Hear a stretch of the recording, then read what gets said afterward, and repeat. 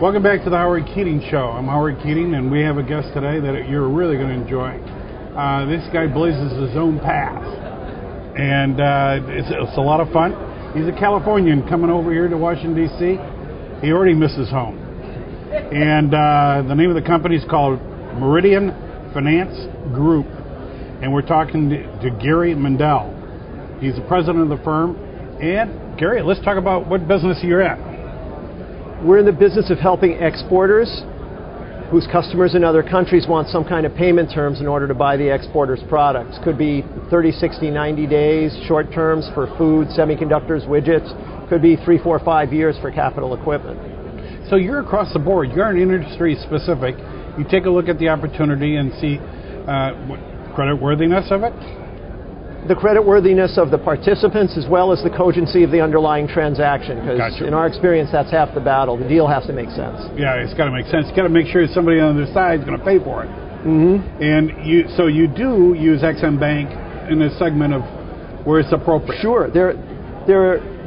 Most of the transactions that we do don't involve Exim Bank because there are resources in the private sector that make more sense for it. But there are some places where Exim is the best choice and sometimes the only choice.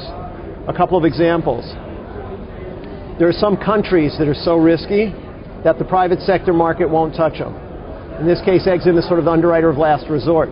So they'll export to the United States. Just kidding. Well, honestly, I would rather deal with an A credit in sub-Saharan Africa than a C or D credit in the United States. That's right. I agree. So our focus is good credits in challenging markets, not the other way around. Another example with Exim Bank is small business.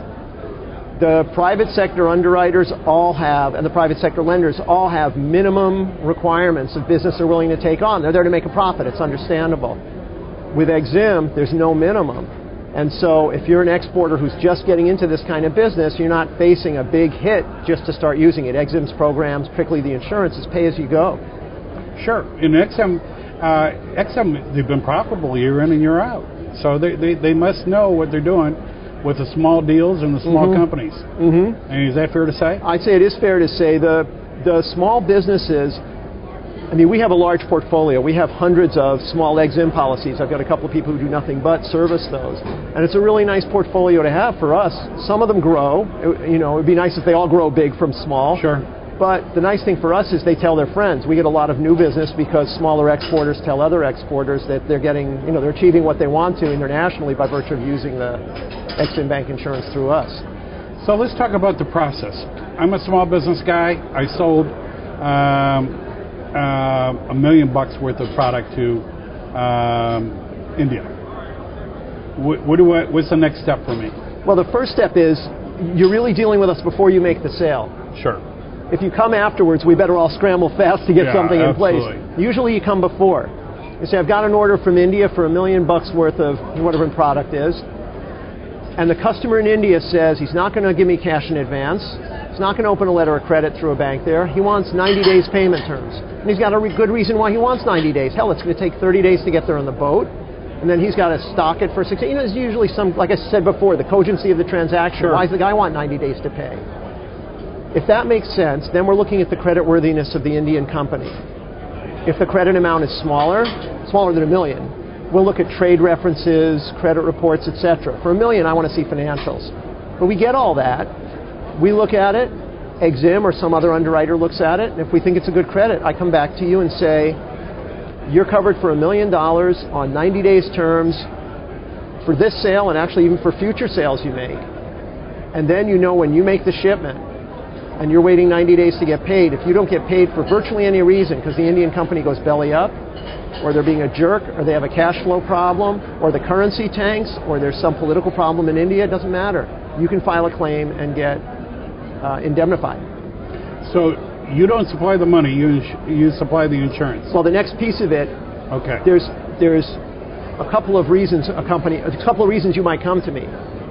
One reason you might come to me is saying, I'm scared I'm not going to get paid, not because I don't like the company in India, but it's way the heck over there. How would I follow through? How would I deal with the Indian legal system to get my money? And say, you don't want the hassle.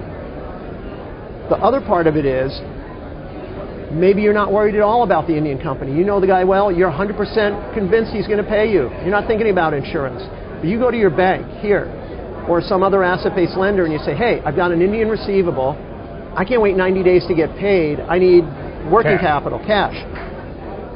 And the bank says, you know, if it was in Peoria, we would do it. But if it's in another country, forget about it. Most lenders in the U.S., banks, non-banks, etc., are not going to lend against foreign AR. But if you get the insurance, you're good. Most lenders will take insured receivables. So you may have come to me not because you're worried about not getting paid, but because the only way you're going to be able to get cash up front for that receivable is to have it insured. And I would say, honestly, our customer base is about split. About half of our clients who use the insurance, it's because they're trying to grow and they need to use the insurance to grow. And the other half, it's really driven by their finance needs. So you can help them get the financing? Oh, sure. You have bank lines that you can go to?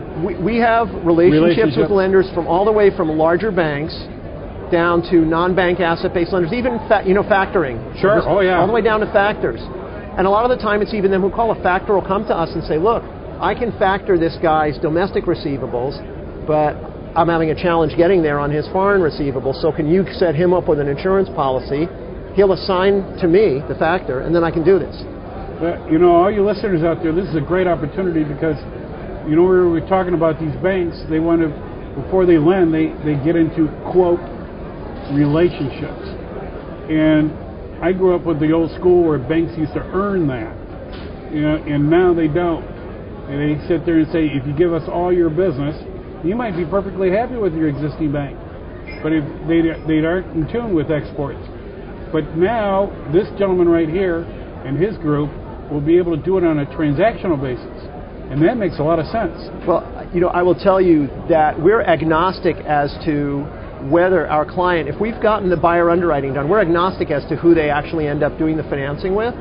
So if their existing bank can be brought to the light, sure. We do this a lot. This is part of how the gospel gets spread, is we go to the bank with the company, with the exporter. We go to the exporter's bank.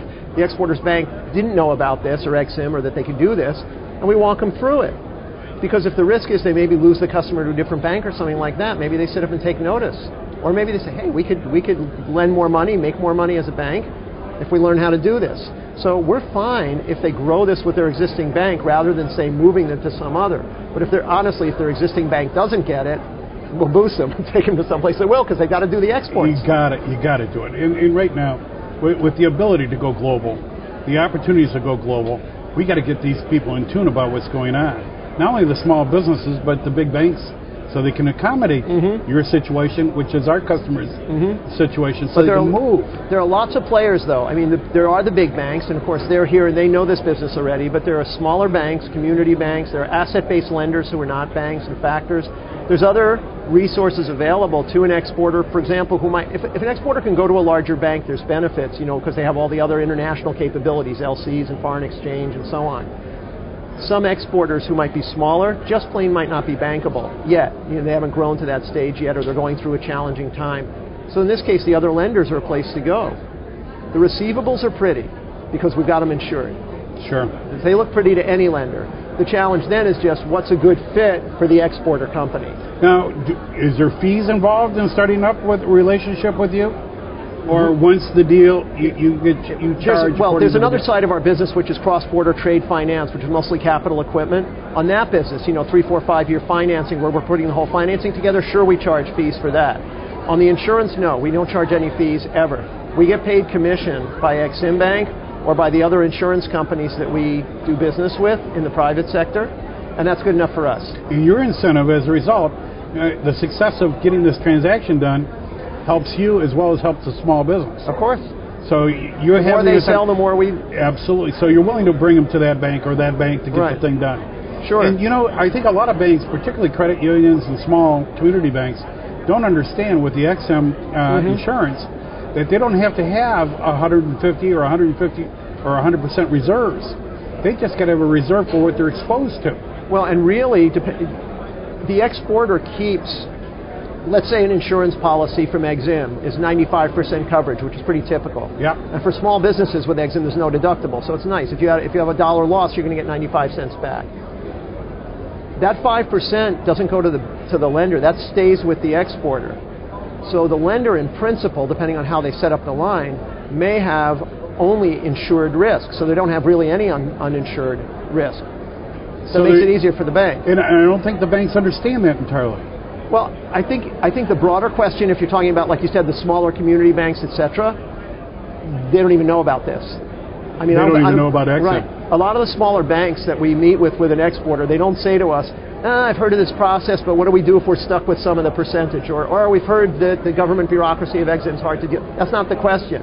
What they say to us is, where the hell were you 9 months ago? We had an exporter come in here, and we would have booked it if we'd have known that we could do this. Absolutely. So there's a lot. I think the education is a lot broader that's needed. Ladies and gentlemen, we're talking to Gary Mendell, and this is absolutely spectacular. His company, Meridian Finance Group, is a key for our growth, our business. We got to support this. You got to go to his website, and it's www.meridianfinance.com. This is a great tool because his success is dependent on your success.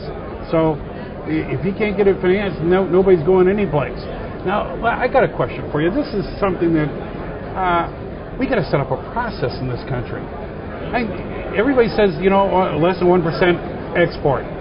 Well, that's true, without a doubt, okay? But if we start getting this thing going, why isn't there just like a title company? They can accommodate expensive homes, medium homes, low-end homes, and they set up an assembly line to go ahead and get it cranked out. Mm-hmm. Can you visualize how that could happen in your industry? We're heading that direction. I mean, Exim has a new product that they just rolled out yesterday that we've been talking about with them for a while called their Express Insurance, which does just that. It automates it a bit more to where there's sort of less steps to getting something in place. There's no way, I think, to completely automate it. I'll give you a for instance. Okay. Let's say there's a company in another country, say a company in Brazil. They want to get a few $100,000 of credit to buy stuff. So let's say you and I are both exporters. Let's say your company sells this Brazilian company some kind of commodity. They can buy it from 50 other companies around the world, not just you. Let's say you don't have good credit procedures. Let's say you get another order, your boss comes in and says, ship it, and you ship it. You don't even look and, how much do they owe us now, etc. Sure. It's in that kind of situation. Now let's say I'm also potentially going to sell to that same Brazilian company. But let's say I've got a product they can't get anyplace else. They really need it, and I'm the only guy selling it. And let's say that I've got great credit procedures. If somebody's 1 day past due, I won't ship them another dollar. I'll cut them off, etc. I would argue that even though that Brazilian company is what it is, you can look at their financial statements and everything else, I represent less of a credit risk than you do in selling to them because of how I do business with them. And that's something you can't really automate out of the process to say, all the exporters are the same, all the buyers are the same, it's all numerical. No, so and that's what I meant. I didn't mean it entirely like that. But we're going to cover that. We're going to take a break right now, okay? Sure. You're on the Howard Keating Show. I'm Howard Keating, and our guest is Gary Mendell. He is the president of Meridian Financial Group, and we'll be right back. Oh. How's it coming, Jeff? How you feeling, guy? Me?